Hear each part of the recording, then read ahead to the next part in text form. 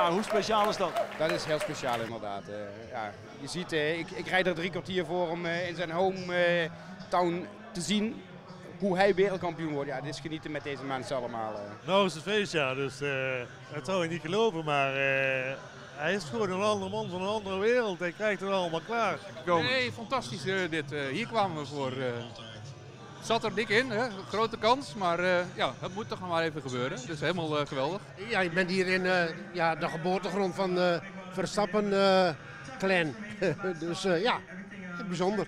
Echt tof dat Limburg het toch klaar krijgt. Dus om dat toch hier klaar te krijgen. 3 wereldtitels, hè? Je vraagt je af, waar houdt dit op? Ja, ik weet het niet.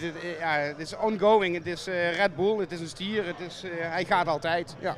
Wat voor feestje wordt het voor u vanavond? Bier. Lekker bier zuipen.